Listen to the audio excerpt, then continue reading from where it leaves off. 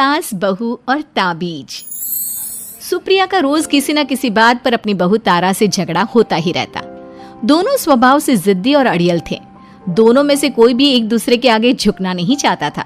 फिर एक दिन, तारा कहाँ मर गई थी तू अभी तक? सुबह से शाम हो गई, घर में इतना काम पड़ा है, ये सब छोड़कर कहाँ मौज मस्ती करने गई थी? आपके घर के सारे काम करने का मैंने ठेका नहीं ले रखा। आप भी तो अपने दोस्तों के साथ किटी पार्टी करने जाती हैं, तब तो मैं आपको नहीं टोकती। अरे मैं तेरी सास हूँ, तू मेरी सास नहीं है। सास है तो क्या मुझे चैन की सांस नहीं लेने देंगी आप? बहुत जबान चलने लगी है तेरी आजकल। आने दे मेरे बेटे को घर पर, फिर देख तेरी कैसे क्लास लगवाती हूँ। आपके पास और काम ही क्या है? बाहर पड़ोसियों से मेरी बुराई करना और घर में पति से। हाँ तो अब तेरा काम भी तो ऐसे ही होते हैं ना। तारीफ के लायक कोई भी काम किया है तूने आज तक? बस जुबान चलवा लो, कैंची से भी तेज चलती रहती है। सिर्फ जुबान ही नहीं, हाथ पैर भी चलते हैं, जिनकी वजह से आपको घर में इतनी सफाई देखने को मिलती है, वरना आपको तो अपनी किटी पार्टियों से फुर्सत नहीं मिलती। तो कहना क्या चाहती है? घर का क्या सारा काम तू खुद अकेले करती है? तो और क्या नौकरानी करती है? इसी तरह तारा और सुप्रिया में आए दिन लड़ाई होती। दोनों के दिन की शुरुआत ही एक दूसरे से लड़कर शुरू होती और लड़कर ही खत्म होती, मानो ये अब उनकी दिनचर्या का हिस्सा बन चुकी हो। शाम को तारा का पति वैभव घर आता है। वैभव को देखते ही उसकी माँ सुप्रिया उसके पास आती है और कहती है, बेटा वैभव, अच्छा हुआ जो तू आज जल्दी घर आ गया। देख ना तेरी बीवी सुबह से मुझसे लड़ी जा रही है। माँ की बातें सुनकर वैभव तारा को जोर जोर से आवाजें देने लगता है। क्या हुआ जी, इतना चीख क्यों रहे हो? तारा, तुमने आज फिर माँ से लड़ाई की? अरे लड़ाई मैंने नहीं की, शुरुआत पहले इन्होंने की थी। समझा दीजिए अपनी माँ को। मुझे कहीं भी आते जाते टाइम टोके नहीं, वरना मैं अपना सामान बांधकर मायके चली जाऊंगी। इतना कहकर तारा वहां से चली जाती है। ये सब क्या चल रहा है माँ? किसी दिन मैं आप लोगों के चक्कर में जरूर पागल हो जाऊंगा। आप लोग कभी प्यार से क्यों नहीं रहते? अरे वो हमेशा मेरी बातों का उल्टा जवाब देती है बेटा। अब तू ही बता मैं क्या करूं? तो आप उसे ताने मारती ही क्यों है माँ? वाह बेटा वाह, तुझे मेरे ताने दिखते हैं, उसका बात करने का तरीका नहीं दिखता। देखा नहीं वो किस तरह से बात करती है मुझसे। मुझे माफ कीजिए माँ, मुझे आप दोनों के बीच में पड़ना ही नहीं है। आप दोनों ही एक जैसे हो। इतना कहकर वैभव वहां से चला जाता है। वैभव के जाने के बाद सुप्रिया सोच में पड़ जाती है।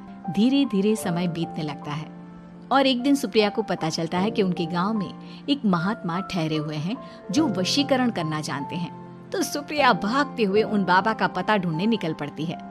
इस बात की खबर जैसे ही तारा को चलती है, वो भी उस बाबा की खोज में निकल पड़ती है। अगले दिन सुबह, आज तारा और सुप्रिया दोनों ही बहुत अच्छे मूड में होती है।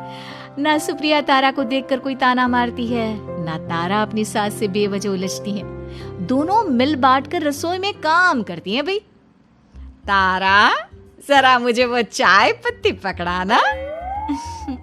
ये लीजिए माँ जी, क्या आप मेरे लिए भी चाय बना देंगी? अरे हाँ हाँ, क्यों नहीं। इसी तरह दिन बीतते हैं और दोनों का रिश्ता भी निखरने लगता है। ऐसे ही देखते 3 महीने बीत जाते हैं। आजकल ये मैं क्या देख रहा हूँ? अचानक आप दोनों के बीच इतना प्यार कैसे हो गया? एक दिन था जब कभी माँ आप तारा को ताने देते देते नहीं थकती थी, और तारा, तुम पहले तो कितना उलझती थी माँ से, तो अब ये अचानक क्या हो गया आप दोनों को? अरे यह सब तो एक बाबा का कमाल है, जिसने मुझे ये ताबीज दिया था। सुप्रिया के हाथ में बंधा ताबीज देखकर तारा चौंक जाती है। ये ताबीज तो उस बाबा ने मुझे भी दिया था, आपको अपने वश में करने के लिए। इसका मतलब तू भी उस बाबा से मिलने गई थी? आपकी हरकतों की वजह से ही मुझे जाना पड़ा था। ये सब क्या चल रहा है? मुझे तो आप लोगों की कोई भी बात समझ में नहीं आ रही। सुप्रिया वैभव को सारी बात बताते हुए कहती है, अरे जैसे ही मुझे पता चला कि हमारे गांव में जाने माने तांत्रिक बाबा आए हुए हैं जो वशीकरण करना जानते हैं, तो मैं बिना देरी किए उनके पास चली गई और बहू को अपने वश में करने की इच्छा उनके सामने रखी, जिससे ये मेरी हर बात माने। बाबा, मैं अपनी बहू से बहुत दुखी हो चुकी हूँ। वो मेरी एक बात नहीं मानती। आप कुछ ऐसा कीजिए बाबा जिससे मेरी बहू मेरी हर बात मानने लगे। पहले आप मुझे अच्छे से बताइए, आपको अपनी बहू से आखिर परेशानी क्या है? बाबा वो मुझसे कभी प्यार से बात नहीं करती। मैं उसे एक बात सुनाती हूँ तो वो पलट कर 4 बातें सुनाती है। आप कुछ ऐसा कीजिए ना जिससे मेरी बहू सारी बातें मानने लगे। बाबा सुप्रिया की बातों को ध्यान से सुनते हैं और उसके बाद सुप्रिया को एक काले रंग का ताबीज देते हुए कहते हैं, ये ताबीज तुम्हें अपने गले में पहनना है और जब तक मैं ना कहूँ तब तक इसे उतारना मत। तो क्या इस ताबीज की मदद से मेरी बहू मेरे वश में हो जाएगी? सिर्फ वश में ही नहीं, इस ताबीज के कारण तुम्हारी बहू तुम्हारे आगे पीछे भी घूमने लगेगी। लेकिन बस तुम्हें कुछ काम करने होंगे। कैसा काम बाबा जी? तुम्हें अपनी जुबान पर काबू रखना होगा। उससे जो भी काम करवाना हो हमेशा प्यार से बात करनी होगी। धीरे धीरे वो तुम्हारी मुट्ठी में आ जाएगी। अरे ठीक है बाबा जी, जैसा आप कहेंगे ठीक मैं वैसा ही करूंगी। तारा ये सब सुनकर चौंक जाती है। ऐसा ही कुछ तो मेरे साथ भी हुआ था जब मैं उस बाबा से मिलने गई थी। बाबा जी, मैं अपनी सास से बहुत तंग आ चुकी हूँ। वो हर रोज़ किसी न किसी बहाने मुझसे लड़ती रहती हैं। आप प्लीज़ कुछ ऐसा करिए ना जिससे मेरी सास सुधर जाए और मुझे बेवजह टोकना बंद कर दे। तारा की ये बातें सुनकर पहले तो बाबा सोच में पड़ जाते हैं। उसके बाद वो तारा को भी काले रंग का ताबीज पकड़ाते हुए कहते हैं, ये लो बिटिया, इसे अपने गले में पहन लो और जब तक मैं तुम्हें इसे उतारने के लिए ना बोलूं तब तक इसे उतारना नहीं। इस ताबीज को पहनने से तुम्हारी सास तुमसे प्यार करने लगेगी और दिन रात तुम्हारे आगे पीछे घूमेगी। ये सुनकर तारा बेहद खुश हो जाती है। बाबा, इस ताबीज का असर कब तक होगा? अगर तुमने मेरी सारी बातें मानी तो इस ताबीज का असर तुम्हें 2 दिन बाद ही दिखने लगेगा।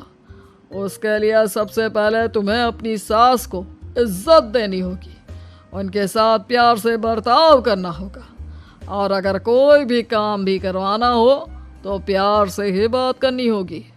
फिर देखना वो कैसे तुम्हारे इशारों पर नाचती है। ठीक है बाबा जी, जैसा आपने कहा है मैं ठीक वैसे ही करूँगी। इसका मतलब उस बाबा ने हम दोनों को एक जैसे ताबीज देकर पागल बना दिया। जरूर कोई ढोंगी बाबा होगा। इतने में ही बाबा भी उनके घर पहुंच जाते हैं और मुस्कुराते हुए उनकी ओर आते हैं और उनसे उनके हालचाल पूछते हुए कहते हैं, ताबीज का असर हुआ या नहीं? बाबा जी, आपने हमें एक ही जैसा ताबीज देकर पागल बनाया है। ऐसा कैसे? ताबीज ने अपना काम तो पूरा ही किया है। आप दोनों को देखकर लगता तो नहीं कि अब भी आप लोगों के बीच कोई खटपट है। खटपट तो नहीं है बाबा जी। अब तो मेरी बहू मेरी हर छोटी बड़ी ज़रूरतों का ख्याल रखती है, मेरी सेवा करती है। हाँ, वैसे अब तो मम्मी जी मुझे ताने भी नहीं देती और ना ही कहीं आने जाने में टोकती हैं। जानते हो ये सब कैसे संभव हुआ? कैसे बाबा जी? यह सब तुम दोनों के कारण ही संभव हुआ है। मैंने जो ताबीज दिया था वो सिर्फ एक धागा ही था। ये चमत्कार तो तुम दोनों ने अपनी जुबान पर संयम रखकर प्यार और संयम के साथ काम करके किया है। बिटिया, कुछ कमी तुम्हारे अंदर थी तो कुछ कमी तुम्हारे सास के अंदर थी। इसीलिए तुम दोनों को सुधारने और तुम्हारी गलती का एहसास कराने का यही एक रास्ता था। बाबा की ये सारी बातें सुनकर सुप्रिया और तारा एक दूसरे की ओर देखने लगते हैं। अब उन दोनों को अपनी गलती का एहसास होता है। शायद आप सही कह रहे हैं बाबा। मैंने कभी अपनी बहू को समझने की कोशिश ही नहीं की। मैंने भी तो कभी आपकी उम्र और ओहदे का लिहाज नहीं किया और जो जब मन में आया बोलती चली गई। हो सके तो मुझे माफ कर देना मम्मी जी। चलो फिर, अगर सब ठीक ही हो गया है तो बाबा जी अब आप भी वापस अर्जुन बन जाइए। वैभव की बात पर बाबा अपनी नकली दाढ़ी हटाते हैं तो उसे देखकर सास बहू हैरान रह जाती हैं। अरे अर्जुन भैया, आप? हाँ भाभी, आप दोनों के रोज रोज वाले झगड़ों से परेशान होकर एक दिन मेरे इस दोस्त ने एक प्लान बनाया और मेरी मदद मांगी, तो मैं इनकार कैसे कर सकता था। और देखिए आज उसका नतीजा हम सबके सामने है। सब जोर जोर से हंसने लगते हैं।